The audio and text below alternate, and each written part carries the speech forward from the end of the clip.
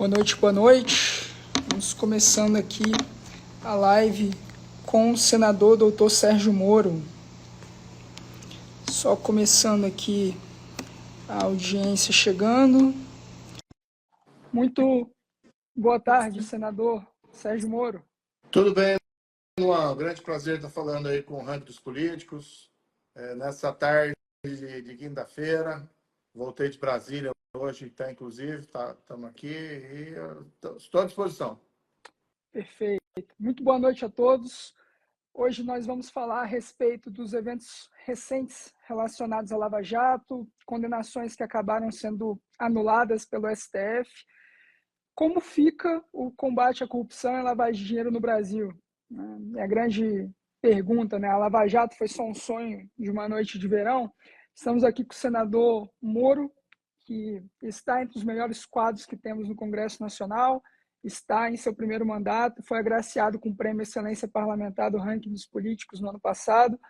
Muito obrigado, senador, e eu queria agradecer seu tempo e sua disponibilidade aqui para contribuir com um debate público. Não, sempre é um prazer. Eu vejo que o Ranking dos Políticos faz um trabalho importante, avalia, segundo, claro, as suas perspectivas, os seus critérios, o desempenho dos congressistas, e isso é extremamente relevante para o cidadão poder se informar, quer concordando ou não, né, com as perspectivas, mas é importante ter essas avaliações periódicas e não ali só a cada 4 anos ou 8 anos, no caso do Senado Federal. Perfeito. Então, vamos iniciar aqui o nosso tema. Nessa semana, para quem não acompanhou, a Procuradoria-Geral da República recorreu de uma decisão monocrática do ministro Gilmar Mendes, do Supremo Tribunal Federal. Ele anulou as condenações contra o ex-ministro José Dirceu no âmbito da Operação Lava Jato. E aí, só recapitulando, né? Isso aconteceu em 28 de outubro. O Gilmar Mendes determinou a anulação de todos os atos processuais relacionados, né, ao então juiz Sérgio Moro, em 2 ações penais que respondia José Dirceu, e na fundamentação da decisão de Gilmar Mendes, ele fala que o petista não teve o direito a um julgamento justo e imparcial, né? Inclusive, a partir dessa decisão, Dirceu, inclusive, pode disputar as eleições de 2026 e, se eleito, retornar ao Congresso Nacional a partir de 2027. Na sentença do juiz Sérgio Moro de 2016, houve a condenação por corrupção passiva, lavagem de dinheiro e organização criminosa. Somando tudo, foram 23 anos de prisão. E a fundamentação que o senhor trouxe no curso do processo foi que tinha a acusação, né, a condenação pelo recebimento de 15 milhões de reais em propinas pagas por empreiteira. O Mendes, ele defendeu na decisão que o senhor, quando o juiz foi parcial e que ambicionava um projeto de poder. Senador, como o senhor enxerga essa decisão? Olha, para deixar muito claro, primeiro, a decisão foi minha, a sentença de primeira instância, baseada em provas. Podemos discorrer amplamente sobre as provas, mas é importante destacar, até para mostrar, não é uma questão pessoal, uma questão institucional. A sentença ela foi confirmada por unanimidade pelo Tribunal Regional Federal da 4ª Região. Salvo engano, até houve um aumento de pena. Depois foi confirmada pelo STJ. E os fatos eram muito simples. Ao contrário dessa falácia que se diz muitas vezes que as condenações eram baseadas apenas em colaboração, em delação premiada, não, você tinha prova documental de recursos que saíram de um contrato da Petrobras e pagamentos da ordem de 15 milhões que foram utilizados para beneficiar o ministro José Dirceu, que, aliás, na época que recebeu esses pagamentos, respondia à ação penal do Mensalão 470, no qual o próprio Supremo Tribunal Federal apontou ele como o maestro do esquema do Mensalão de corrupção, suborno, pagos ali a parlamentares. Não existe nenhuma razão para anulação. O que existe, na verdade, Luan, é muito claro no país, é um revisionismo histórico. O Lula, que foi condenado por várias instâncias na Lava Jato, e era o presidente durante o roubo que foi feito à Petrobras, isso é inegável, ninguém nega isso. está na presidência, então nós precisamos, de alguma forma, remodelar essa história. Como ninguém quer ser pai da impunidade, da corrupção, que é algo feio, então se tenta inverter a responsabilidade por aqueles que trabalharam no processo. O culpado não é quem anula a sentença, o acórdão com esses argumentos vários anos depois, mas sim se quer transferir uma fantasiosa conspiração entre juiz e promotores e sindicatos que nunca existiu. Aliás, eu tive o trabalho de ler a decisão, fui lá ler a decisão, e tem uma série de aspectos ali fantasiosos. Primeiro, não tem base fática, tanto assim que o próprio Procurador-Geral da República recorreu. Vamos ver o que vai acontecer, pode ser que seja mantida ou não a decisão, mas faz parte desse revisionismo histórico. Um dos argumentos, com base nas mensagens lá, supostas mensagens dos procuradores, não minhas, havia uma discussão de se denunciar a filha do José Dirceu para pressioná-lo psicologicamente. Se é que existiam essas mensagens, é aquele tipo de conversa entre lá procuradores. Não tem nada a ver com isso. Mas omite-se na decisão que eu rejeitei essa denúncia. O Ministério Público, de fato, denunciou a filha do José Dirceu por entender que ela era beneficiária de pagamentos que vinham de origem ilícita, que, portanto, teria participado da lavagem de dinheiro. Na época, como juiz, eu rejeitei a denúncia. Então, qual confraria ou conspiração é essa? Qual conluio quando o próprio juiz, que se diz, na decisão fantasiosamente parte desse conluio, rejeita a denúncia, que é um dos argumentos do próprio ministro? No fundo, é a tentativa de lavar a história. A gente conhece a lavagem de dinheiro e a gente está vendo aqui a lavagem da história. A tentativa de reescrever. Como as pessoas não são bobas, como as pessoas não são tolas, percebem que esse é um movimento puramente político.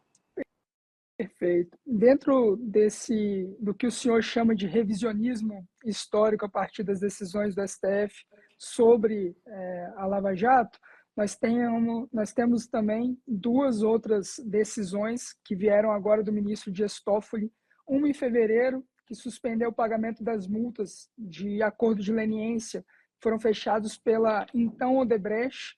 A gente está falando de um valor total de 8 bilhões e meio de reais. E no final do ano passado nós também tivemos uma decisão no mesmo sentido da suspensão de pagamento de uma multa de mais de 10 bilhões de reais, dessa vez no acordo de leniência da JF. Na sua opinião, senador, houve algum tipo de falha na investigação ou algo que o senhor, se fosse juiz ainda, faria diferente nos acordos de leniência que impossibilitariam essa revisão desses acordos? A gente tem que deixar muito claro que nada que nós pudéssemos fazer na época diferente teria qualquer alteração. O que nós estamos vendo é o sistema reagindo. Um sistema que tradicionalmente vive da corrupção e da impunidade. Durante 4 anos, durante a minha condução ali da Operação Lava Jato, o sistema ficou na defensiva. Mas nós já antevimos que havia uma reação. Veja que são quase 4 anos, praticamente 4 anos depois que eu deixei a 13ª Vara Federal. Várias dessas pessoas que foram condenadas já cumpriram pena. Dinheiro foi recuperado, entrou nos cofres da Petrobras. Ela mesma reconheceu 6 bilhões de reais. Então não tem como negar os fatos. O que se quer, no entanto, é inverter a responsabilidade pela impunidade, ao invés de ser desse sistema que reage, seriam de erros, supostos erros, fantasiosos erros dos procuradores ou dos juízes do processo. E pior, houve até uma situação que nós assistimos, aparentemente foi refreada, de uma tentativa de perseguição dos envolvidos, dos agentes de lei envolvidos nessas investigações desse trabalho. Os processos que foram movidos no CNJ contra os juízes do TRF4 são um exemplo. Não havia justificativa nenhuma. Ainda assim foram afastados.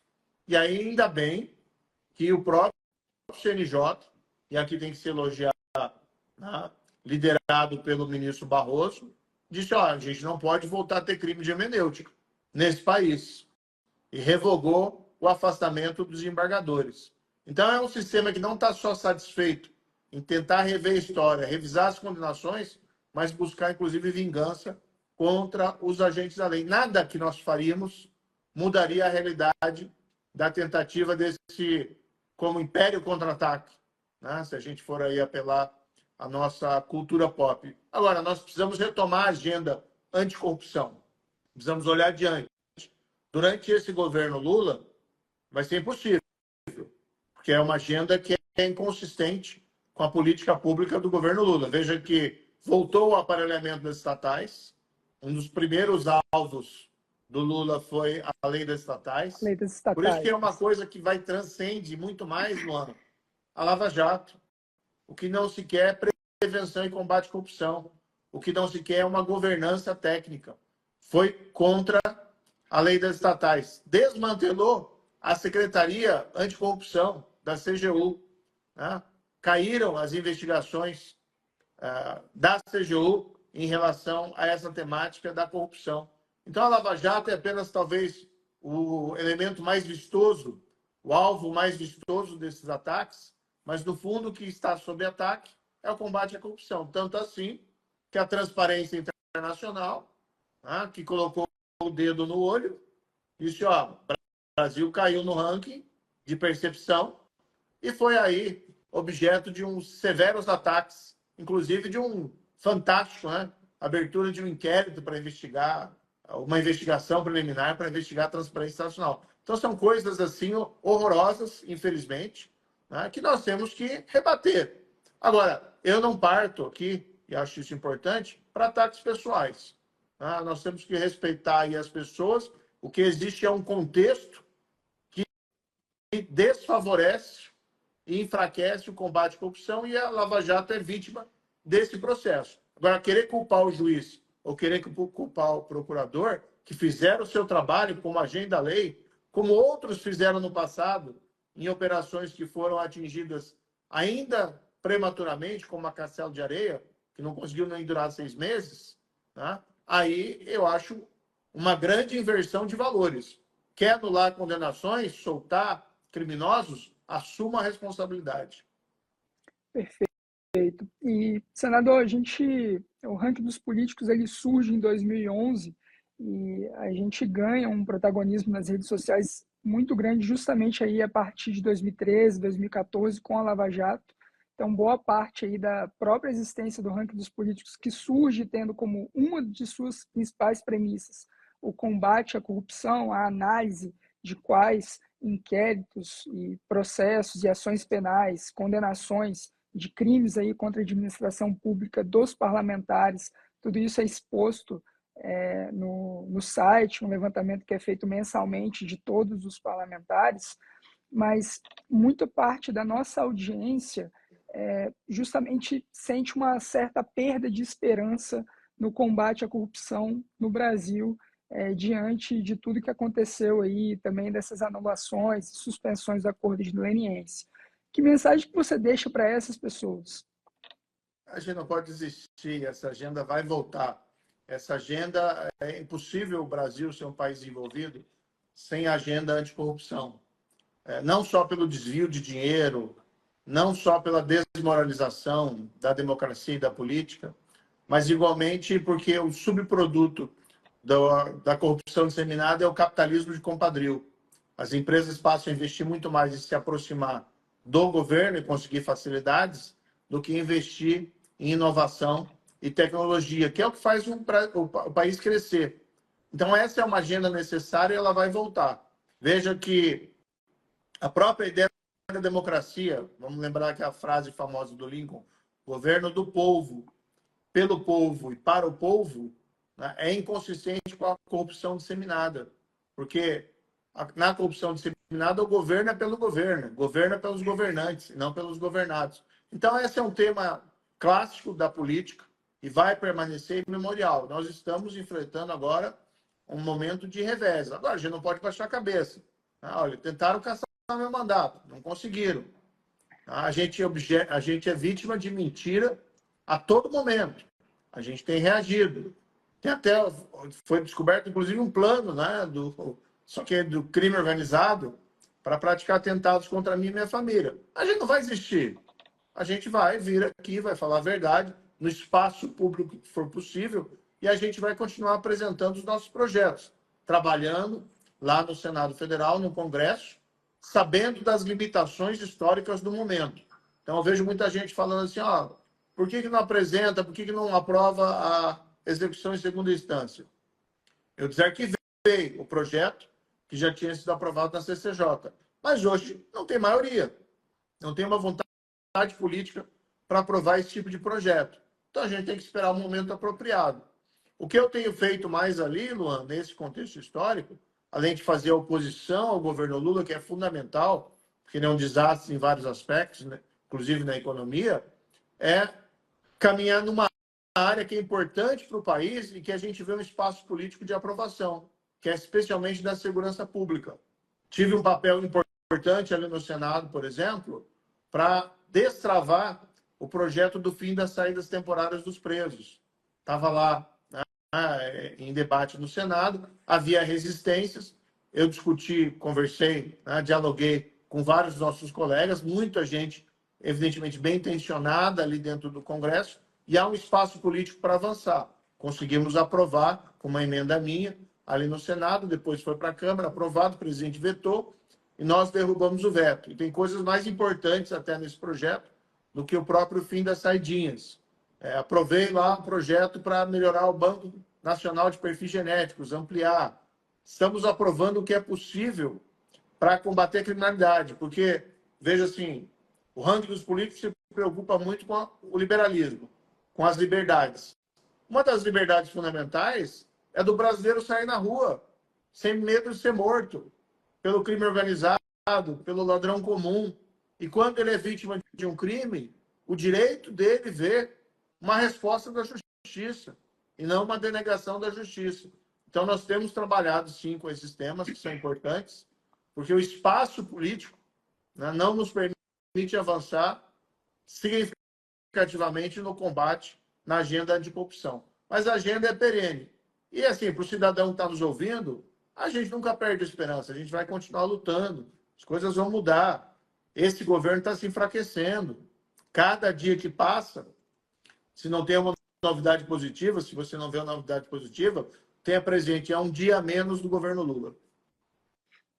Perfeito, a política é a arte do possível. Só para finalizar o assunto Lava Jato, senador, acho que um dos grandes avanços, uma das grandes revoluções da Lava Jato na cultura do país vai além da política e sim no setor privado, a partir dessa formação da cultura do compliance e de melhor governança no setor privado. Eu queria que o senhor trouxesse, analisasse um pouco como que está esse movimento na sua visão e como que isso também contribui, porque uma coisa é a corrupção no setor público, mas também só existe a corrupção no setor público porque também existe alguém do setor privado pagando propina, pagando suborno para ter vantagem também econômica em contratos aí da administração pública. Queria um comentário seu sobre a importância disso, porque isso veio para ficar e existe uma tendência de evolução ainda aqui no Brasil, né? Tem uns aspectos positivos. Até aproveito aqui para dizer, um dos temas com os quais eu trabalhei nessa eleição municipal foi defender a criação, nos municípios, de uma agência municipal anticorrupção. Hoje, os municípios normalmente têm as controladorias, que fazem um trabalho mais formal ou muito mais focado na questão da responsabilidade fiscal, que são trabalhos importantes, mas são muito frágeis na prevenção da corrupção dentro dos municípios. Então, uma ideia que defendi para alguns dos nossos candidatos aqui no Paraná, e pelo menos algumas cidades se comprometeram a implementar, uma delas, por exemplo, é Ponta Grossa, que é a quarta maior cidade aqui do Paraná, Londrina também tem essa expectativa, que é a segunda maior cidade, é criar uma supercontroladoria no formato de uma agência. E por que esse formato é importante? Para a gente ter um diretor ou um presidente que seja independente, que tenha autonomia. O modelo, na verdade, é o mesmo modelo que a gente vê hoje no Banco Central, Exato. sobre outros aspectos. Não é que seja alguém que tem a posição, por exemplo, de secretário do prefeito, que pode ser demitido a qualquer momento, caso desagrade o prefeito. É isso? Exatamente. Acho que é importante, para esse tema sensível, ter um mandato. Nós vimos a importância disso né, para o Banco Central, por exemplo, resistir, Roberto Campos Neto, que faz um grande trabalho, resistir a todos esses ataques, inclusive desleais, que lhe foram feitos pelo presidente da República, e resistir à pressão para artificialmente baixar os juros. Então, veja, de baixo para cima, passo a passo, a gente vai recuperar essa agenda anticorrupção. E um ponto importante que você destacou é esse: o setor privado teve uma mudança, teve um grande salto, um grande despertar, né, na utilização de programas de compliance, inclusive anti-suborno. É certo que com o enfraquecimento do combate à corrupção no setor público, de certa maneira também diminuiu os incentivos dentro do setor privado. Eu tenho dito exatamente para o empresariado o contrário. Olha, primeiro, o compliance é um investimento para você proteger a sua empresa. Quando você é abordado por aquele agente político ou público corrupto pedindo suborno, às vezes até para dar à empresa algo que ela tem direito, a melhor álibi que o empresário tem é dizer: eu não posso porque o meu compliance não permite, né? Porque o meu compliance é rigoroso e eu não tenho como contorná-lo.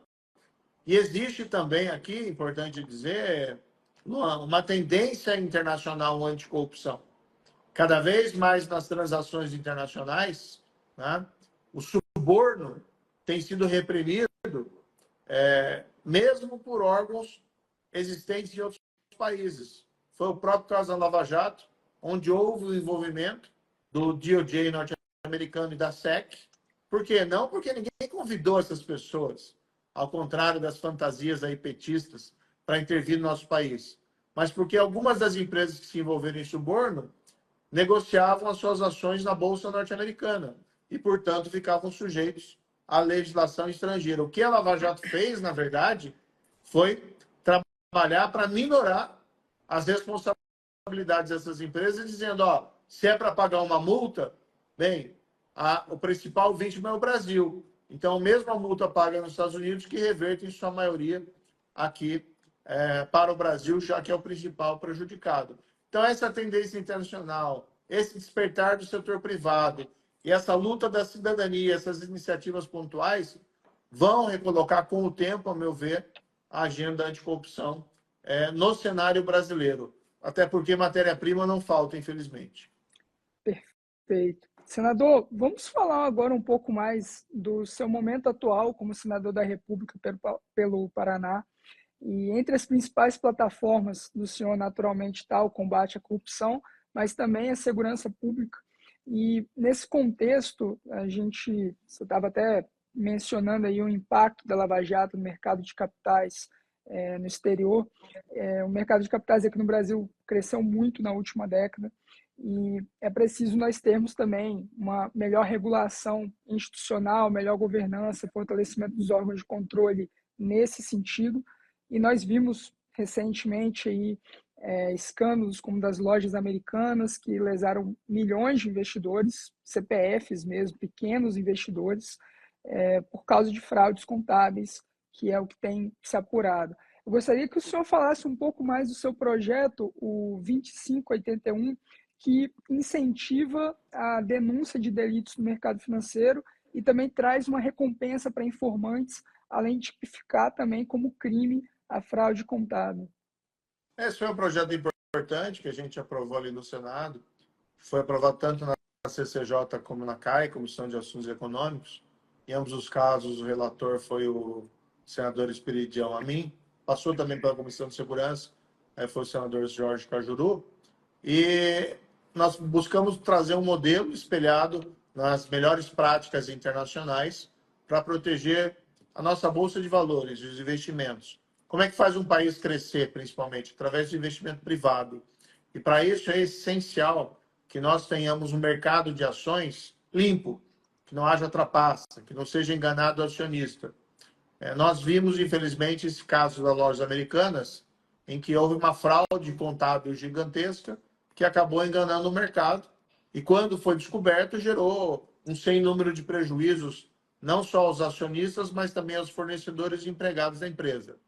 Como é que você identifica essas fraudes? É impossível você colocar um fiscal em cada empresa que negocia na Bolsa. É impossível você colocar fiscais em todos os lugares para descobrir essas fraudes que são praticadas em segredos. Então, a ideia é estimular, criar mecanismos de proteção e de recompensa a informantes. Se a gente quiser pegar um bom exemplo, né, para as pessoas entenderem, tem um filme já um pouco, não é tão antigo assim, eu costumo falar, quando eu assisti, já faz um tempinho, mas eu já era uma pessoa adulta, que aqui no Brasil teve a tradução de O Informante, que é um filme com o Al Pacino e o Russell Crowe, e o Russell Crowe é um diretor de uma empresa de tabaco que deixa a empresa e faz uma série de denúncias sobre práticas ilegais da empresa para forçar o vício, né, do cigarro com substâncias químicas. E a vida dele vira um inferno. Ele sofre uma série de perseguições, né? Lá nos Estados Unidos, principalmente a partir do escândalo da Enron e dos escândalos da WorldCom e depois de 2008, eles criaram mecanismos que eles chamam programas whistleblowers, né, de informantes, que é para proteger e recompensar financeiramente pessoas que dentro das empresas comunicam fraudes que possam abalar o mercado. E aí a ideia é fazer a mesma coisa que no Brasil, é um projeto que eu sou o autor, nós aprovamos, agora está lá na Câmara dos Deputados. Veja que é um projeto que tem um espaço possível, porque principalmente o objetivo aqui é proteger a Bolsa de Valores, proteger o mercado de ações e, com isso, a saúde das empresas brasileiras, favorecendo investimentos. Seria um projeto bastante importante, né? Seria interessante até que, eventualmente, o governo também o abraçasse ali na Câmara. No Senado, nós conseguimos fazer com que ele tramitasse e fosse aprovado até com uma certa celeridade. Estamos acompanhando agora o desdobramento na Câmara. Perfeito. O filme O Informante é de 99, então entrega a idade. Eu já Inclusive, era adulto, mas não tão adulto assim. A gente, falando um pouco desse projeto, inclusive pode ser um desdobramento. Lembrando que no ano passado nós tivemos a CPI das lojas americanas, né? Então isso foi motivo de apuração. E no relatório foi mencionado, né, que a fraude contábil não é uma tipificação penal. Então, naturalmente, se não é crime, ninguém pode ser punido a posteriori, mas a tipificação ela pode contribuir para coibir, né, novas fraudes futuras, né? Aproveitando, o senhor comentou um pouco, né, mencionou o projeto de lei do Banco de Perfis Genéticos. Acho que vale a pena a gente tratar um pouco mais sobre isso, porque quando o senhor ainda era ministro da Justiça e da Segurança Pública, dentro daquela versão original do pacote anticrime, a gente acabou sendo, o projeto, né, a redação foi modificada durante a tramitação no Congresso Nacional e existia a possibilidade ali de ampliação do Banco Nacional de Perfis Genéticos, permitindo a coleta de DNA de presos em regime fechado, também em flagrante por crimes graves como homicídio, violência sexual.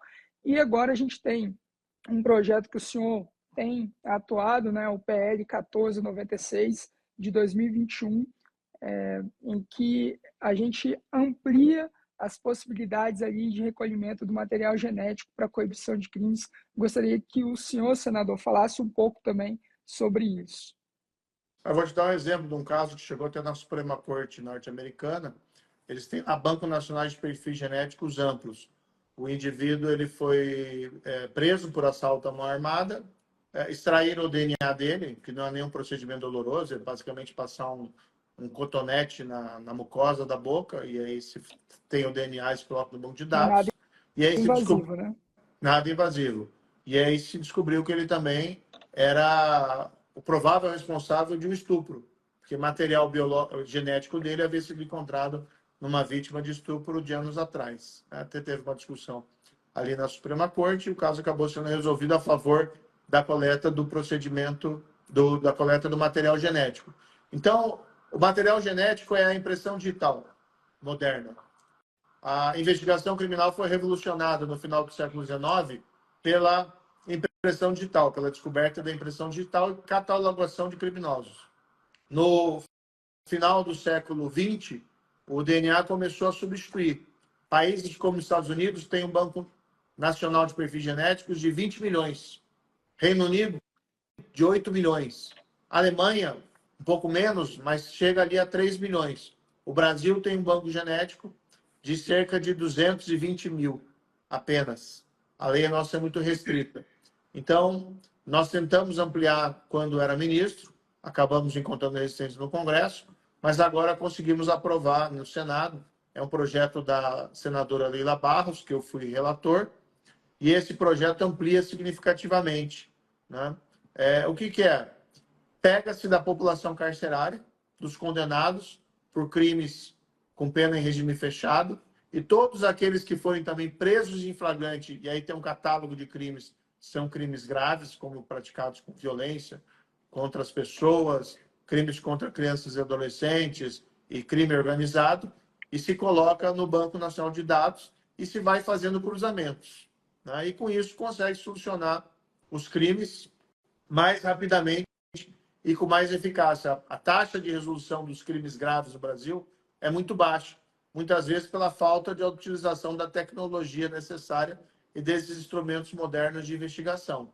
É claro que o meu foco, a minha carreira como juiz, foi muito em crime de colarinho branco, de corrupção e tal. Mas eu também tive crimes de outra natureza passando pelas minhas mãos como juiz, como crimes de organizações criminosas, tráfico de drogas, tráfico de armas, crimes violentos, pedofilia. E depois, como ministro da Justiça, a gente sabe da importância da resolução desses casos. Até, Luan, tem um caso aqui famoso em Curitiba, que foi um caso muito importante, de uma menina que foi assassinada lá em 2008. A menina tinha o nome de Raquel Genoff. O caso só foi solucionado em 2019, 11 anos depois. Ela havia sido foi vítima de assassinato, né? E o caso só foi relacionado em 2019, principalmente por conta do Banco Nacional de Perfis Genéticos. Porque quando eu assumi o ministério, estava praticamente parado. Não estavam cumprindo a lei que previa o Banco Nacional, ainda com um rol restrito de coletas, ainda era muito pouco. E nós ali instituímos uma política pública para começar a coletar o perfil genético da população carcerária. E aí pegaram um preso lá em Sorocaba, que jamais seria objeto, jamais seria alvo de investigação, porque era uma pessoa que não tinha nenhuma conexão com a menina. Aparentemente era alguém que passava na cidade naquele momento, se colocou o perfil genético, se colocou no banco de dados e deu a correspondência. E aí aquele cidadão não é bem a palavra mais apropriada, mas aquela pessoa que já estava condenada por crimes menores, ia ser solta, acabou confessando o crime, porque a prova é muito difícil de ser refutada, e foi condenada a mais 30 anos de prisão. Então, assim, é extremamente importante investir na segurança pública. A gente ouve muitas pessoas que deixam o Brasil por falta de oportunidade econômica, né? Migram lá para os Estados Unidos, inclusive para a Europa, buscando melhores oportunidades. Mas a gente ouve de muita gente também, Luan, que deixaram o país porque não aguentam a sensação de insegurança. O medo de mandar o filho na escola e não saber se ele vai voltar. O medo de parar num sinal na rua e não ser assaltado, vítima ali de um roubo armado. Tá? Então, a gente precisa investir em segurança pública. É também uma condição para o exercício da liberdade. Perfeitamente. O senhor mencionou que houve resistência a esse projeto de ampliar a coleta de perfis genéticos na legislatura passada, quando o senhor ainda era ministro da Justiça e Segurança Pública. A que se deve essa resistência? Quais são os argumentos internos ali que o senhor encontrou no parlamento para quem é contrário à ampliação a essa coleta de perfis genéticos?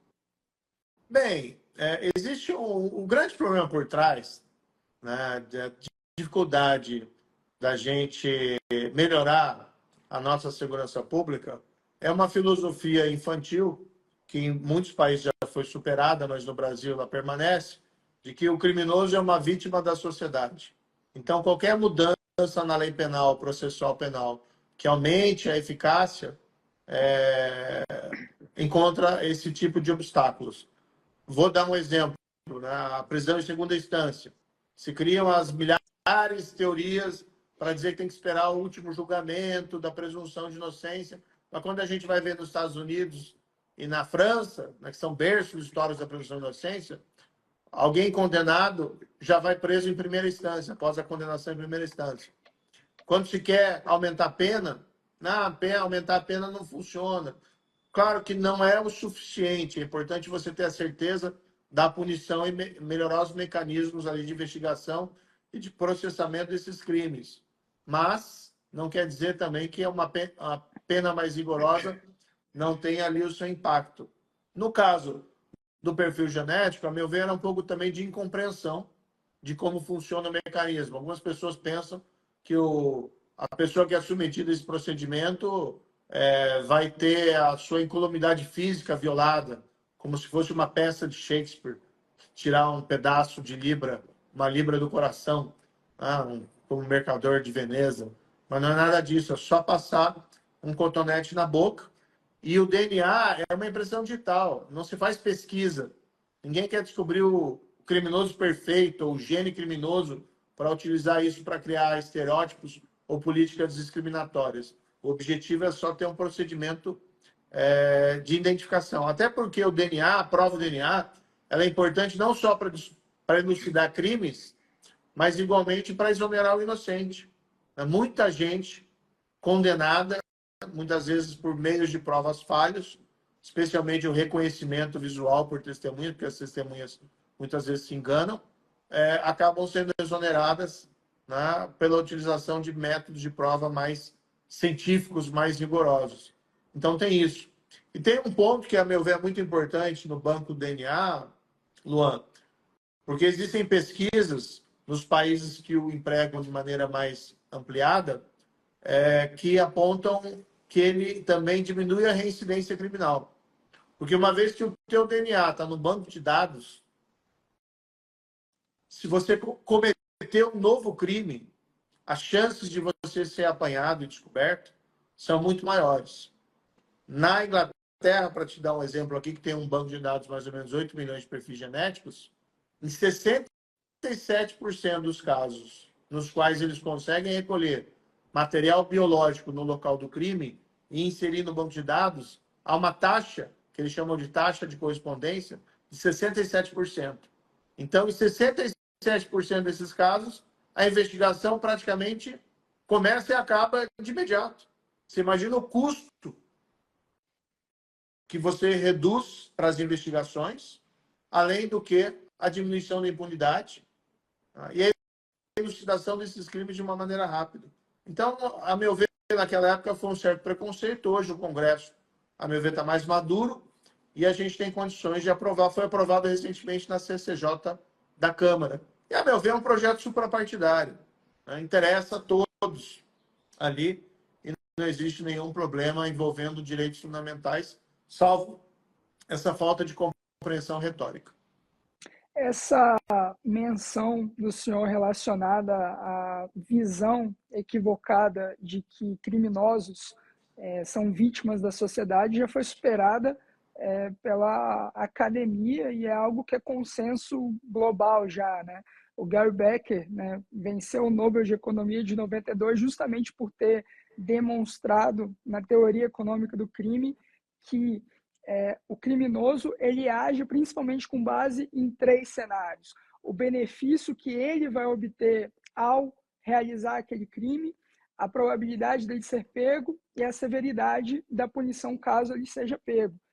No mundo inteiro, todo mundo já entendeu isso, não à toa venceu um Nobel o pesquisador que aplicou modelos econômicos e análise de incentivos para criminosos. Só no Brasil que existe ainda, em boa parte da sociedade, essa crença equivocada que indivíduos cometem crimes por serem vítimas da sociedade. Sim, exatamente. É uma visão ultrapassada, como se a gente tivesse no livro dos Miseráveis, né? Ninguém é Jean Valjean nessa história. Ninguém está sendo processado por um pedaço de pão. Veja o caso, por exemplo, da Petrobras, do Lava Jato, que é inegável que houve esse roubo.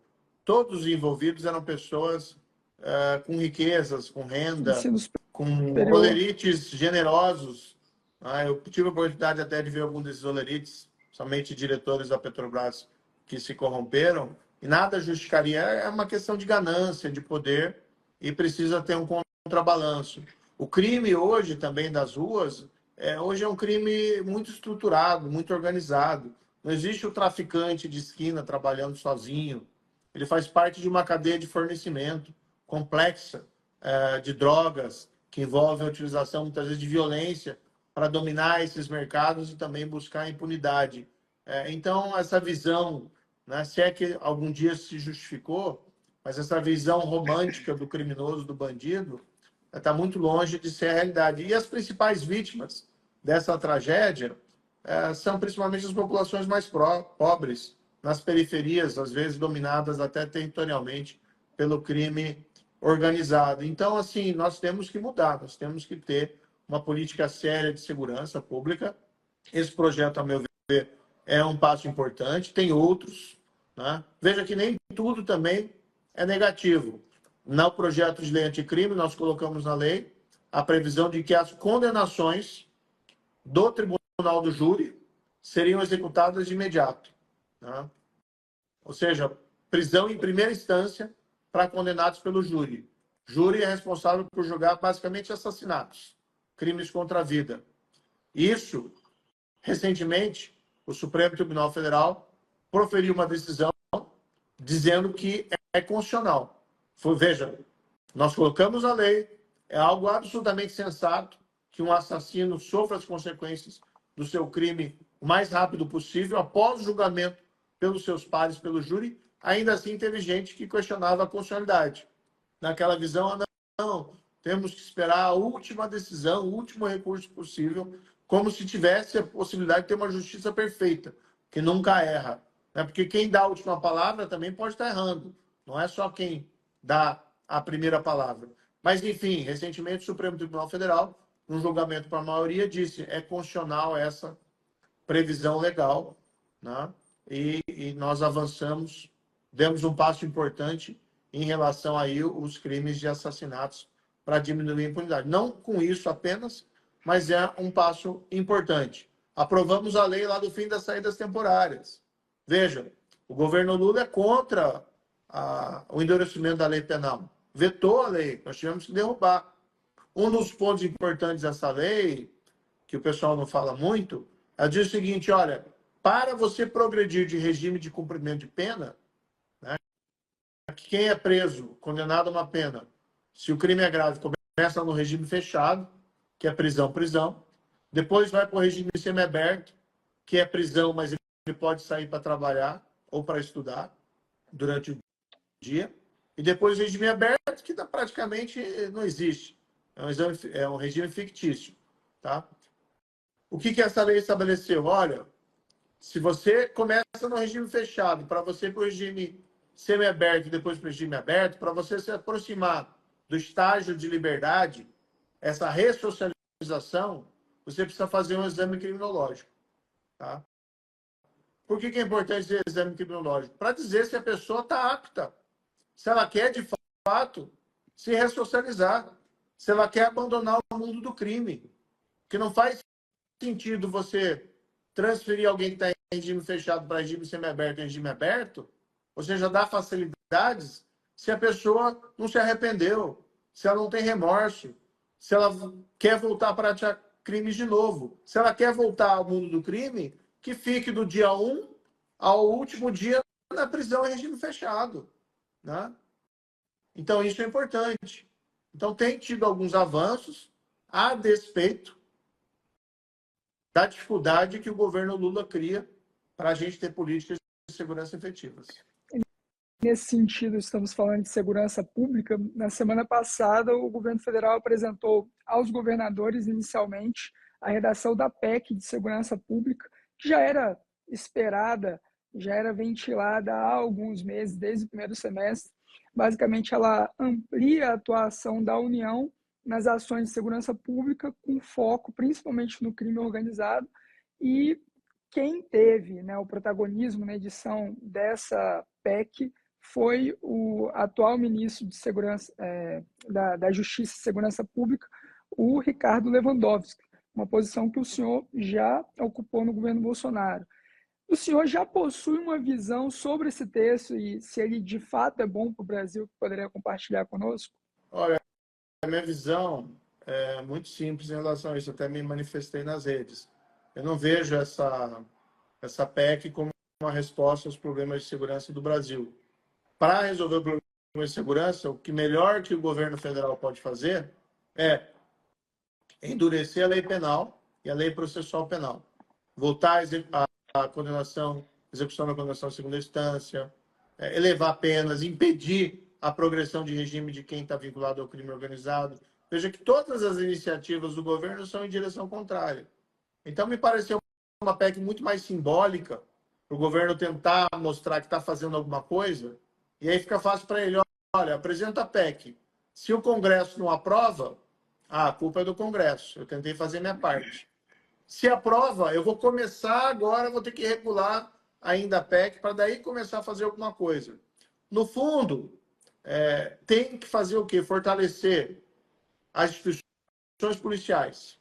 A Polícia Federal hoje, infelizmente, o foco dela, o que a gente vê, tem sido essa repressão de crimes de opinião, de crimes de internet, de esses estão chamando de atos antidemocráticos. E ela devia estar focada em combater o crime organizado. Se não é para combater corrupção agora, porque o governo Lula não quer, pelo menos bota a Polícia Federal para combater o crime organizado. Quando eu fui ministro, nós tínhamos um problema sério de pessoal. Faltava pessoal na Polícia Federal, tinha um concurso em andamento, logo em seguida abrimos outro, fizemos a mesma coisa com a Polícia Rodoviária Federal e com os policiais penais, policiais penitenciários federais, Polícia Penal Federal. Tá? Então, a gente estava nos fortalecendo. E a ideia era, em seguida, criar as forças-tarefas para focar no crime organizado. Mas, mesmo assim, nós respondemos emergencialmente e fizemos coisas importantes contra o crime organizado. Vou dar um exemplo. Quando teve a crise de segurança lá no Ceará, prontamente reagimos, debelamos em 30 dias.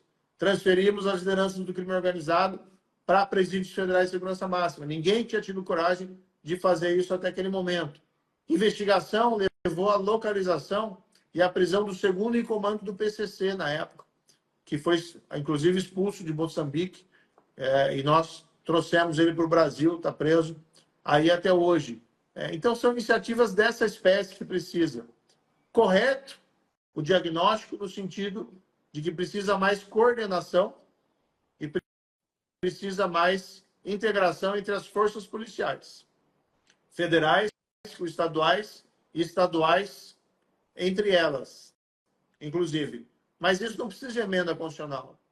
A solução para isso, e quem fez isso muito bem foi os Estados Unidos, foi a criação daquilo que eles chamam de Fusion Center, que são centros integrados de inteligência ou de operações, nos quais eles reúnem agentes de várias corporações que estão lá trocando dados, inteligência e formulando operações. Fizemos por exemplo, na minha gestão, lá em Foz do Iguaçu, o CIOF, Centro Integrado de Operações de Fronteira, que a gente colocou Polícia Federal, Polícia Rodoviária Federal, Receita Federal, a BIM, colocou todo mundo lá, né? Porque se você precisa de uma informação que tem outro órgão que tem à sua disposição, simplesmente ele fala com a pessoa do lado. Não precisa mandar um ofício, não precisa ficar esperando uma resposta que às vezes não vem, e você cria relações de confiança entre essas pessoas trabalhando juntos. Senão é muito, realmente difícil. O governo federal deveria aprofundar essa política e não recorrer, a meu ver, a um subterfúgio mais retórico, né? Mais para tentar mostrar que está fazendo alguma coisa, que é essa PEC da segurança pública. Vou dizer aqui, fazer uma ressalva, Luan, que tem gente boa na Polícia Federal, tem gente boa no Ministério da Justiça, né? Tem gente que conhece, mas essas pessoas não estão tendo vozes suficientes para se contrapor a essas políticas de segurança pública equivocadas do governo federal. Perfeito, senador. A gente vai encaminhando aqui para o encerramento. Eu queria deixar um espaço para o senhor fazer as suas considerações finais. Olha, a gente está num cenário um pouquinho complicado para o país, né? O governo Lula era tudo que boa parte da população não queria. Foi um momento político em que acabou havendo essa decisão, essa posição, mas existe uma oposição, né? Não é aquela oposição que muitas vezes as pessoas diziam, vai ter o Congresso mais oposicionista da história. Infelizmente, nem sempre as coisas correm assim, mas eu quero dizer o seguinte, eu creio, né, e aqui falo principalmente para o eleitor paranaense, que estou honrando meus votos, né? Não mudei de posição e sigo lutando dentro das limitações que nós temos históricas nesse momento específico. Mas tenho apresentado os projetos, tenho conseguido aprovar os projetos, tenho tido minhas iniciativas aqui no estado do Paraná. Nas emendas parlamentares, está toda essa discussão, né? Eu destinei ano passado boa parte dos meus recursos para projetos estruturantes na segurança pública do Estado. Passei algo que o pessoal normalmente não faz, Luan. Passei lá cerca de 10 milhões em emendas para a área de perícia científica. O pessoal, quando utiliza as emendas, quer muito comprar viatura, coletes. São coisas que aparecem, né, e geram votos. Isso não deixam de ser importantes, são importantes sim, né? Mas a parte de inteligência, a parte de perícia fica muitas vezes negligenciada. Então, a minha preocupação é essa, é a gente gerar resultado. Eu tenho feito isso com o meu mandato e tenho focado nessa área da segurança pública que acho que é mais promissora para nós aprovarmos projetos. Mas tenho também me posicionado com aquilo que eu acredito. Na economia, meu viés é liberal. Hoje, o que a gente vê lá, Lu, a política do governo, se nós pudéssemos utilizar uma expressão para caracterizá-la, além da responsabilidade fiscal, é insistir no erro da política de conteúdo nacional, que foi a mesma que encareceu a produtividade da Petrobras e gerou todos aqueles prejuízos. Tá? Vai explorar petróleo na camada pré-sal, tem que a sonda tem que ser brasileira, construída no Brasil e com parte das peças produzidas no Brasil. A ideia, em tese, é ótima, mas na prática acaba encarecendo os custos e nos alijando de inserção nas cadeias produtivas internacionais. Então, a ideia é errada. Todo projeto hoje que o governo encaminha para o Congresso, você pode ter certeza, projetos tem lá alguma coisa de política de conteúdo nacional que quer empurrar goela abaixo, sem acreditar no livre mercado e na potencialidade da inovação e da tecnologia brasileira. Isso é um problema. Pauta identitária, né? Eu falei aqui uma coisa para você antes que não é totalmente verdadeiro. O governo normalmente é contra o endurecimento de penas, salvo se tiver mesclado com a pauta identitária. Então, se for para aumentar pena de crime contra grupos minoritários, indígenas, quilombolas, população LGBTQI, normalmente são favoráveis. E eu não estou dizendo que não tem, né, muitas vezes que fazer isso, mas seria muito melhor se a política fosse universal. Por que você vai aumentar a pena de um crime, por exemplo, de assassinato cometido contra um grupo desse minoritário? Não é melhor você levar a pena como um todo para todas as pessoas terem a devida proteção da lei e da justiça? Então, essas pautas identitárias, muitas vezes, também acabam sendo o foco desse governo Lula. Acho um erro, não que não precise, eventualmente, alguns tratamentos desiguais para compensar desigualdades, mas quando se abandona as políticas universais, né, de tratamento igual, universal, acabam se gerando alguns probleminhas e nem sempre essas políticas são eficientes. Na economia também. Volta e meia aparece lá obrigação para a empresa fornecedora do governo ter que contratar parte dos seus empregados em regime de cotas. Uma que eu vi esses dias tinha que ser cota para morador de rua. Né? Você imagina a dificuldade que isso traz para uma empresa privada. Não que os moradores de rua não precisem, né, de um tratamento, de serviços, de atenção por parte do governo, mas você começar a criar essas cotas, né, e tudo faz parte dessa ideia da política identitária, a meu ver, do governo, que está absolutamente equivocada. Eu sou um liberal, né, na economia, Claro que o Estado tem a sua intervenção, se o papel é regulador, o governo não pode estar ausente, mas a gente tem que ter muito cuidado com essas políticas equivocadas que levam o Brasil no caminho errado. Mas veja, em 2026, tenho certeza que esse quadro muda, né? E eu vou estar do lado aí da oposição para que nós possamos substituir esse governo. Já falei mais de uma vez, não serei candidato, né, a presidente nem nada dessa espécie, nem tenho meu nome sendo cogitado, porque eu tenho afastado também essa possibilidade, mas defenderei a candidatura de alguém que possa substituir com ganhos esse governo Lula, que o Brasil não aguenta mais essa continuidade desse governo. Perfeito, senador. Muito obrigado por sua presença. Parabéns novamente pelo seu trabalho como senador e pelo seu legado como juiz e ministro da Justiça e da Segurança Pública. Te aguardamos para 4 de dezembro, na cerimônia de excelência parlamentar, onde novamente o senhor vai ser prestigiado pelo seu ano legislativo. Muito obrigado a todos que nos acompanharam. Continue nos acompanhando nas redes do Ranking dos Políticos. Forte abraço a todos.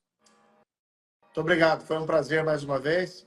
Inclusive, um abraço para a nossa audiência, acompanhando aqui vários comentários, né? São coisas interessantes. Tem tanto pessoal crítico, tem o pessoal favorável, faz parte aí da democracia, em respeitar todas as posições. Maravilha. Então, forte abraço, boa noite a todos.